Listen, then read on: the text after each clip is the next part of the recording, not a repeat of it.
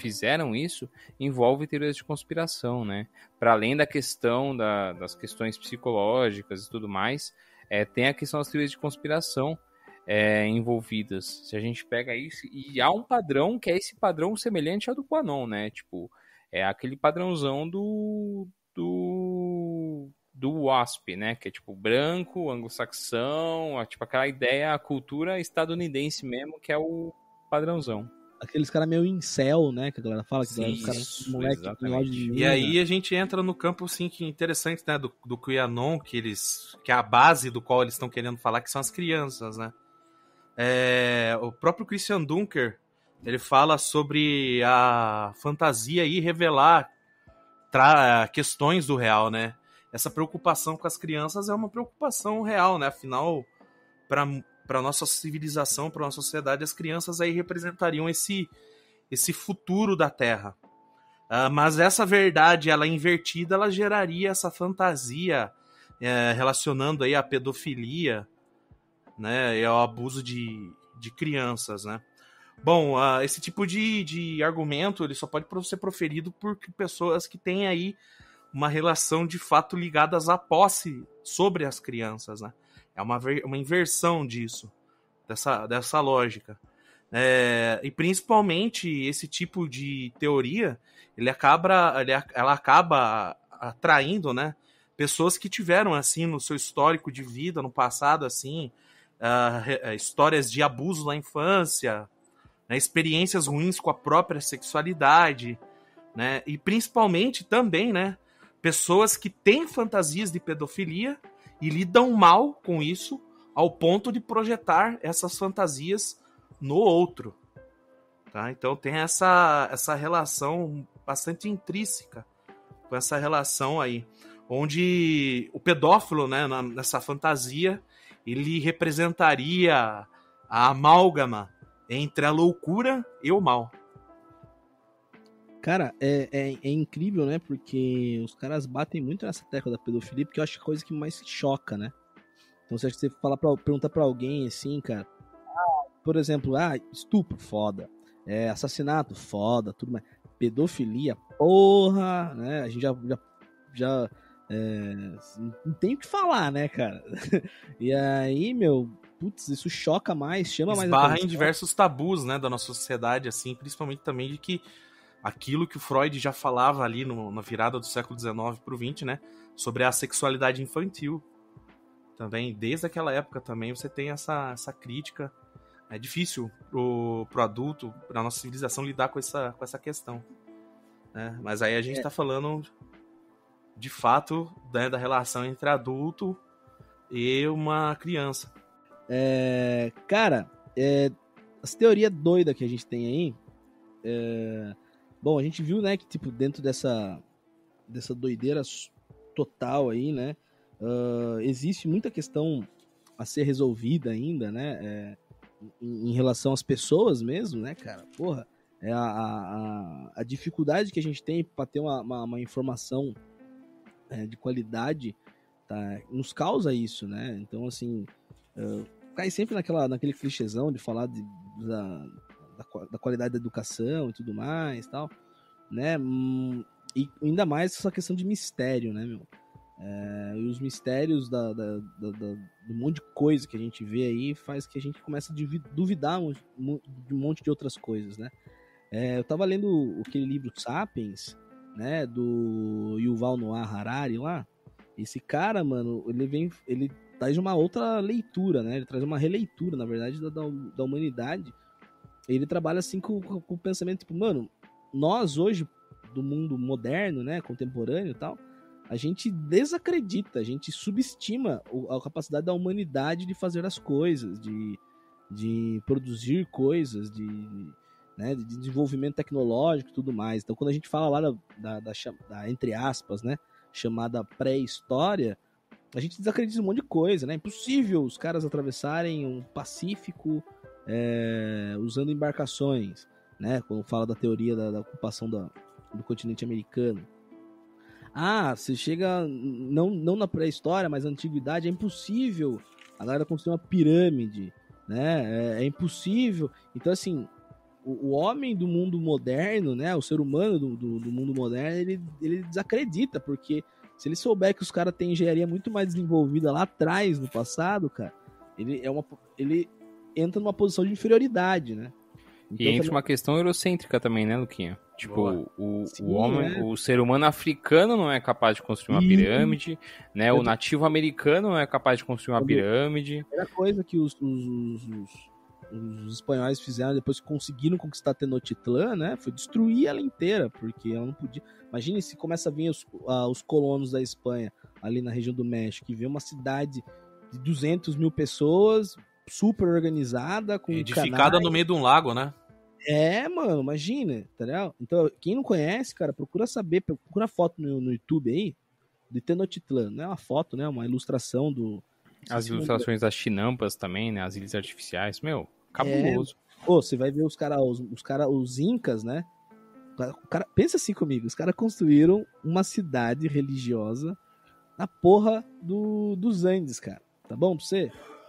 Tá ligado? Os caras subiram lá no quinto dos infernos pra construir coisa pra... Cara, aí a gente fala assim, como que esses caras não sabiam das coisas, né? E a questão dos terraços agrícolas também, né? Do plantio, cara, só de olhar pra Cordilheira dos Andes eu já ia ter preguiça de fazer essas coisas, cara. Porra, né? Tem essa. A seleção natural ia vingar muito pra mim. Cara, no SAP, você pega o primeiro capítulo ali, que ele começa a falar da revolução cognitiva, né? Que esse é o grande diferencial dos sapiens com os outros seres humanos, né? Que, mano, a gente conseguia caçar, né? Se fosse no RPG, a gente tinha todas as perícias, cara. Era caçar, era saber se virar na natureza em silêncio, identificar, mapear, saber os cortes, né? Saber os pontos vitais dos animais, saber o que planta coletar, que planta que faz mal, que planta que não faz. Existia uma puta organização nos povos humanos. Pra quem curte RPG, seria o Power Char, né? Aquele personagem que faz tudo sozinho. Inclusive tem pessoas que gostam de ser assim. Por favor, se você joga RPG e está ouvindo a gente, não seja esse amiguinho. Não seja esse amiguinho.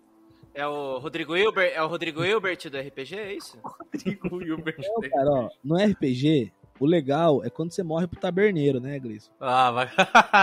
Essa ou pro história, tapete, né, Gleison? A história do meu bardo, do meu feiticeiro é foda, cara. Mas... Eu lembro que eu jogava RPG, tinha um amigo nosso que ele uma vez ele fez um personagem que era assim, você tinha os pontos pra espalhar, aí ele morreu no RPG, ele ficou revoltado, ele queria se vingar do cara do time lá que foi o culpado. Aí ele fez um personagem que era assim, ele tinha um braço só, porque ele pôs um monte de desvantagem pra ganhar mais pontos. Aí ele pôs, tipo, todos os pontos que ele ganhou em desvantagem em força e vida.